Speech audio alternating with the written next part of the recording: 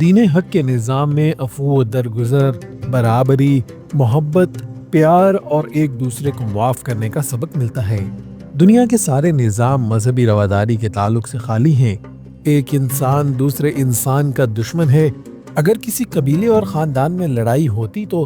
وہ کئی نسلوں تک چلتی تھی۔ اس کے برعکس دین اسلام کے نظام میں جانی دشمنوں کے ساتھ بھی محبت، پیار اور عفو و درگزر سے کام لینے کی تلقین کی گئی ہے۔ قرآن مجید میں ارشاد ہے، تم بدی کو اس نیکی سے دفع کرو جو بہترین ہو، تم دیکھو گے تمہارے ساتھ جس کی عداوت پڑی ہوئی تھی وہ جگری دوست بن گیا ہے۔ حضرت محمد رسول اللہ صلی اللہ علیہ وسلم کی سیرت طیبہ کے مطالعے سے پتہ چلتا ہے کہ آپ صلی اللہ علیہ وسلم نے دشمنوں کے ساتھ عفو و درگزر، ہمدردی و غمخواری اور حسن سلوک کی جو مثالیں پیش کی، دنیا کی تاریخ میں کہیں نہیں آتی۔ اہل مکہ نے اللہ کے رسول صلی اللہ علیہ وسلم کے ساتھ جو ظلم اور زیادتیاں کی ہیں وہ کسی سے پوشیدہ نہیں ہیں۔ کفار کے مظالم سے تنگ ہو کر آپ صلی اللہ علیہ وسلم کو اپنے محبوب شہر اور خانہ کعبہ کو الوداع کرنا پڑا، لیکن 9 سال بعد جب اسی شہر مکہ کو آپ صلی اللہ علیہ وسلم نے فتح کیا اور سامنے وہی ظالم اور جابر اب آپ صلی اللہ علیہ وسلم کے سامنے موجود تھے،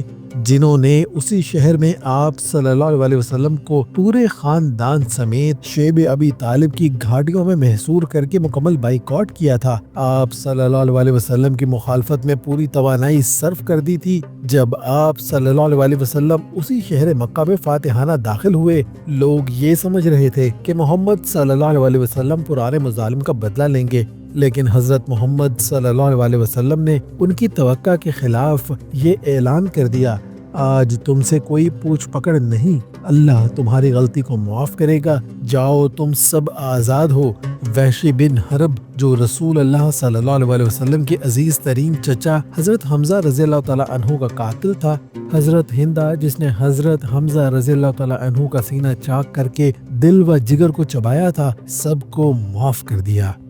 حضرت اکرمہ جو اسلام کے شدید ترین دشمن ابو جہل کے بیٹے ہیں، اسلام لانے سے قبل رسول اللہ صلی اللہ علیہ وسلم سے دشمنی رکھنے میں ابو جہل سے کم نہ تھے، لیکن جب آپ صلی اللہ علیہ وسلم کی خدمت میں حاضر ہوئے تو اللہ کے رسول صلی اللہ علیہ وسلم نے گرم جوشی سے ان کا استقبال کیا۔ ابو سفیان جو دشمنان اسلام کے سردار تھے، فتح مکہ کے روز ان کو صرف معاف ہی نہیں کیا گیا بلکہ یہ اعلان کر دیا گیا کہ جو کوئی ابو سفیان کے گھر میں داخل ہو جائے اس کا قصور بھی معاف ہو جائے گا۔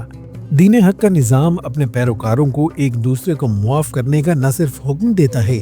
بلکہ دو افراد کے درمیان کسی وجہ سے لڑائی ہو تو ان کے درمیان صلح کروانے کا بھی حکم دیتا ہے۔ ہمیں پھر سے اسی نظام کو اپنانے کی ضرورت ہے۔